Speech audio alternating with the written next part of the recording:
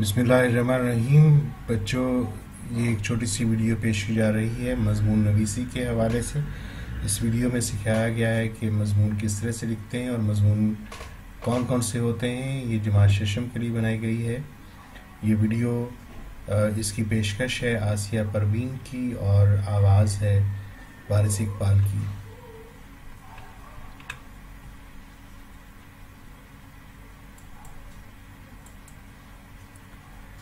مضمون نویسی یعنی مضمون لکھنا۔ مضمون ایک ایسی تحریر ہے جس میں لکھنے والا اپنے تجربات، علم، احساسات اور خیالات کا تحریری اظہار کرتا ہے۔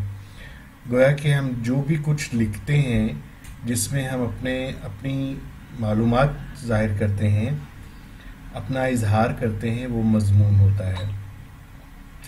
ہر مضمون کے 3 حصے ہوتے ہیں۔ مضمون چاہے کسی بھی قسم کا ہو، اس کے یہ 3 حصے ہوں گے۔ نمبر 1 تمہید اور آغاز، نمبر 2 نفس مضمون، نمبر 3 اختتام۔ تمہید و آغاز میں ابتدائی جملہ، یہ ایسا ایک جملہ ہوتا ہے اور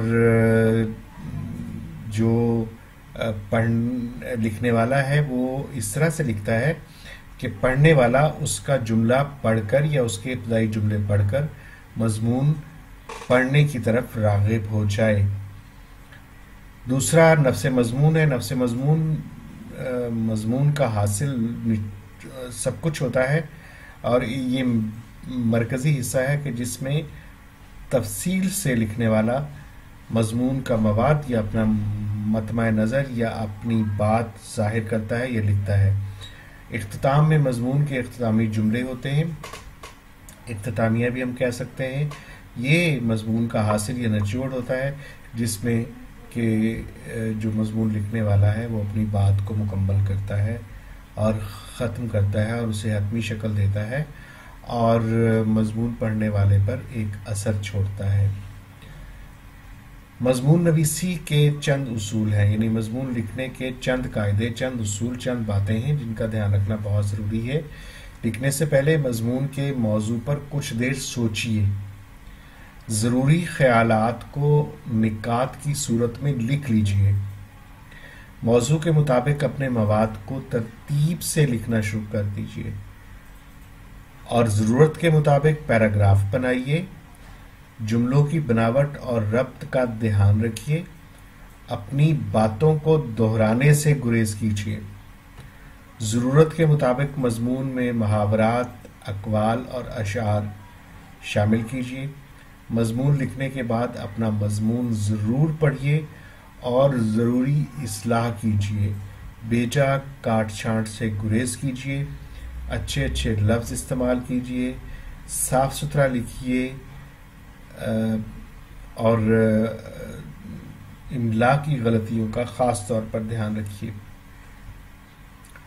تمہید یا آغاز لکھتے ہوئے ان باتوں کا دھیان رکھنا چاہیے کہ تمہید مختصر ہو، تمہید دلچسپ ہو، تمہید موضوع کے مطابق ہو اور تمہید ایسی ہو کہ جس سے مضمون پڑھنے والا اس کی طرف راغب ہو جائے۔ آئیے ہم نفس مضمون لکھنے کے لیے ابتدائی نکات کا ایک خاکہ دیکھتے ہیں۔ نفس مضمون کسی مضمون کا مرکزی حصہ ہوتا ہے تو اس کو لکھنے کے لیے ایک موضوع پر ایک خاکہ بنایا گیا ہے۔ اس سے آپ کو اندازہ ہو جائے گا کہ خاکہ کس طرح سے بناتے ہیں۔ مضمون کا موضوع ہے بارش کا ایک دن اور چند نکات کو ہم نے اکٹھا کیا ہے اور جب ہم اس کو لکھیں گے اس کے اوپر تو ایک اچھا مضمون ہم لکھ سکتے ہیں۔ آپ اس خاکے میں جو نکات لکھے ہوئے ہیں آپ اسے پڑھ لیجئے۔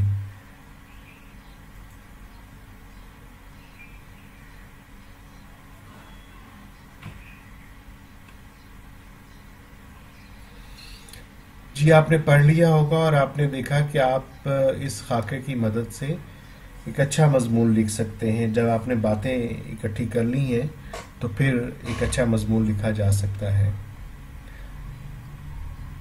اب ہم مضمون کی اقسام کی طرف آتے ہیں اور مضمون کی پہلی قسم ہے حکایتی مضمون۔ جیسے کہ نام سے ظاہر ہے، حکایت کا مطلب کہانی ہوتا ہے۔ ایسا مضمون جو کہانی کی صورت میں لکھا جاتا ہے اسے حکایتی مضمون کہتے ہیں۔ مثلا جیسا کرو گے ویسا بھرو گے، کاش اس دن میں وہاں نہ جاتا، کاش میں وہ غلطی نہ کرتا، وغیرہ وغیرہ۔ اس کی پہچان یہ ہوتی ہے کہ اس کے اندر ایک کہانی لکھی جاتی ہے اور اس میں باقاعدہ ایک پلاٹ ہوتا ہے، لکھنے والا ایک کردار ہوتا ہے اب خود، اور وہ اپنے مکالمات بھی لکھتا ہے۔ مضمون کے حصے وہی ہیں، تمہید ہے، نفس مضمون ہے اور اختتام ہے۔ اسی طریقے سے بیانیہ مضمون ایک قسم ہے، جیسا کہ نام سے ظاہر ہے، بیان کرنا یعنی کسی چیز کو کھول کر بیان کر دینا، کسی چیز کی وضاحت کر دینی، کسی چیز کو بیان کرنا، اظہار کرنا۔ ایسا مضمون جس میں کسی تقریب، واقعہ، جگہ یا جاندار اور بے جان کے بارے میں ضروری معلومات فراہم کی جائے، بیانیہ مضمون کہلاتا ہے۔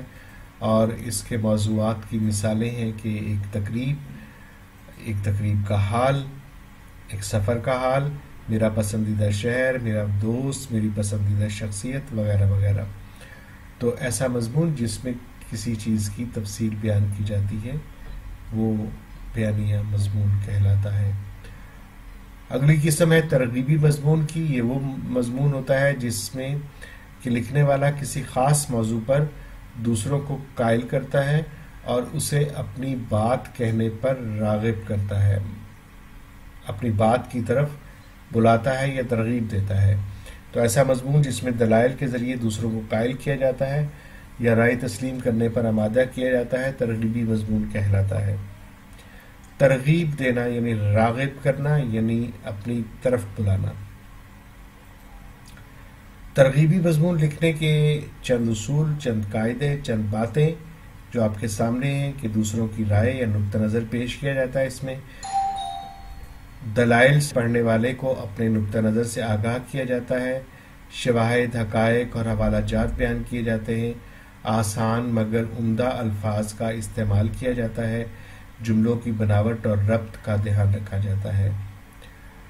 اور ترغیبی مضمون کے لیے چند مثالیں ہیں کہ ہر بچے کو موبائل فون رکھنے کی اجازت ہونی چاہیے، یونیفارم ایک مصیبت، سائنس ایک زحمت۔ یہ موضوعات ہیں چند جس کے ذریعے سے ہم ترغیبی مضمون لکھ سکتے ہیں۔ بچوں، اس چھوٹی سی ویڈیو سے امید کی جاتی ہے کہ آپ آسانی سے مضمون لکھنے کے قابل ہوں گے اور آپ کو پتہ چلا کہ مضمون 3 قسموں کے ہم نے مضامین کی بات کی ہے اور اس میں کون کون سے حصے ضروری ہوتے ہیں اور کن باتوں کا خیال رکھا جاتا ہے۔ شکریہ۔